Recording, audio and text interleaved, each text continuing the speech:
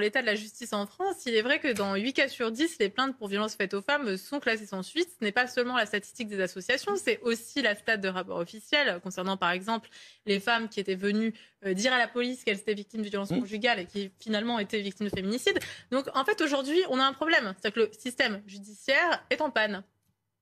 En panne. En panne, oui. Qu'est-ce que vous répondez à cela? C'est votre sentiment?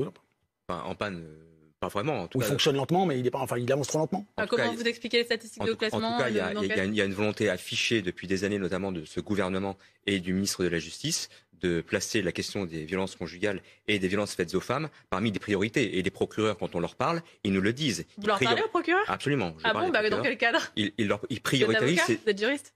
Je ne suis pas juriste, je suis journaliste et je suis très souvent... les journalistes parlent aux procureurs quotidiennement, d'accord. Je parle avec des magistrats et des policiers, oui, très souvent. Plus que nous? Et qu'est-ce qu'ils vous disent? Et ils me disent que ce sont des dossiers qui sont traités très souvent en priorité. Comme celui de Darmanin, par exemple.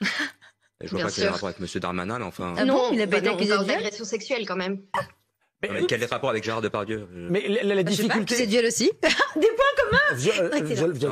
Je voudrais prendre l'exemple d'un humoriste, acteur, qui a récemment justement été rétrogradé au statut de témoin assisté dans sa propre affaire pour agression sexuelle. Il faut savoir quand même que cette personne-là, sa victime présumée, puisqu'on ne va pas risquer la diffamation, est allée le soir même de son agression, elle est allée le soir même faire constater ses blessures physiques, donc légalement.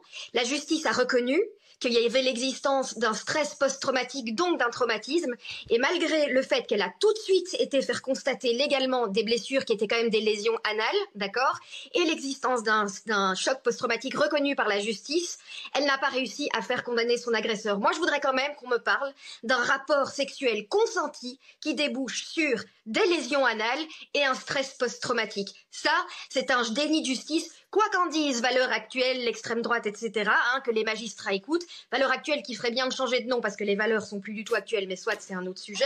Mais quoi qu'il en soit, moi je voudrais qu'on me parle d'une sodomie consentie, qui va déboucher sur des lésions anales et un choc post-traumatique. Le risque derrière, si on pousse un petit peu, les dérives qu'il pourrait y avoir, c'est une forme d'anti-judiciarisme.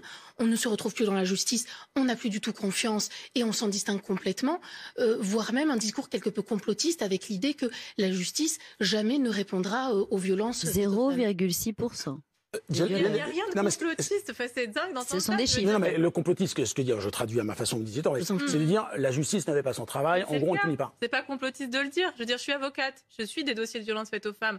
J'ai un dossier qui va être plaidé l'an prochain pour viol collectif. Écoutez-moi bien, l'enquête d'environnement qui doit être terminée déjà depuis plusieurs mois, elle n'a même pas été commencée. Je veux dire, ils ont loupé le délai pour faire prélever les cheveux, pour trouver la drogue. Et la justice fait son travail. Mais qui êtes-vous pour dire ça? Vous êtes avocat? Mais vous pensez que c'est volontaire ou pas? 0,6% des violeurs passent par la case prison. La justice ne fait pas son travail. La justice ne fait pas son travail. Les femmes victimes de violences, Monsieur Borrell, ça veut entendre la parole. Victimes, entre guillemets, du système judiciaire que vous dénoncez. 0,6% des violeurs passent par la case prison. Ces violeurs s'en prennent à des femmes. Si vous permettez que je puisse en caser une, merci. Allez, monsieur Borrell, allez-y. Il faut préciser que la profession de magistrat, d'abord, est une profession très féminisée. Mais quel rapport? Les femmes aussi intègrent les stigmates. Elles subissent la même propagande. On peut penser et même espérer que le cas Depardieu sera traité, à mon avis, avec sévérité, en tout cas avec une certaine attention, compte tenu de sa notoriété. Et je voudrais ajouter, puisque ça a été évoqué par Rachel, moi je crois aussi que cette tribune, notamment la contre-tribune évidemment, c'est l'illustration d'une dérive du mouvement MeToo. Le mouvement MeToo a été un formidable mouvement. On fera le point d'ailleurs dans un instant aux États-Unis. A été un formidable mouvement de libération de la parole de la femme, de dénonciation. Des femmes. Il n'y a pas la femme, c'est comme l'arabe, ça n'existe pas. Des violences faites aux femmes.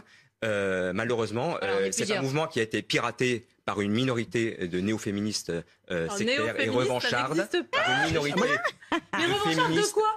Moi, permettez que je termine mon propos. Je suis la première à appeler les hommes à rejoindre notre combat. Il y en a d'ailleurs. Il y en a beaucoup sur les signataires, il y en a. Oui, bien sûr, il y a c'est un mouvement qui a été C'est un mouvement qui a été piraté. Ce mouvement n'a pas été piraté. Qui piétine allègrement la présomption d'innocence. À nouveau dans cette contre-tribune, il suffit de la lire. Et qui veut même instaurer une sorte de pensée unique, langagière et comportementale dans les rapports entre les hommes et les femmes. Et ça, c'est très dangereux. J'ai une question. Juste revenir sur la présomption d'innocence qui était mentionnée tout à l'heure. Gérard Depardieu bénéficie de la présomption d'innocence. Il en bénéficie là où il doit en bénéficier, c'est-à-dire dans un tribunal. Moi, j'ai choisi de croire les victimes. Voilà, j'ai choisi de ne pas partir du principe qu'une victime ment, parce que en tant que femme, en tant que victime de viol, je sais ce que c'est de devoir aller porter plainte, et c'est un acte qui est extrêmement difficile. Et quand on parle de cette présomption d'innocence qui est bafouée, c'est absolument faux. Voilà, on choisit simplement de croire les victimes, et la présomption d'innocence est une notion juridique qui doit être respectée. Ça, je suis complètement d'accord, je dirai jamais le contraire, mais dans un tribunal. Voilà, moi, mon choix, c'est de soutenir les victimes. On parle parfois de djihadisme et d'atmosphère. Est-ce qu'il y a aussi dans ce secteur-là la problématique qui fait que quand on va parler de quelqu'un comme Gérard Depardieu, avec ses outrances qui étaient assumées ou non, et qui reviennent au premier jour, et que cette personne-là est mise en cause par des accusations beaucoup plus graves que ces outrances verbales, est-ce qu'il n'y a pas une porosité, là aussi je vous pose la question, qui trouble le débat? Est-ce qu'on ne devrait pas tous s'interdire d'en parler et laisser justement la justice faire la justice de son côté et s'empêcher de parler? Alors que dans le même temps, il y a besoin... La justice de son côté ne fait pas son travail. Elle le fait à son rythme, j'imagine. Enfin, je l'espère en tout cas. Elle ne le fait pas. 0,6% des agresseurs sont condamnés. 0,6%. Donc quand on aura une justice, on arrêtera de faire ce qu'on peut sur les réseaux sociaux.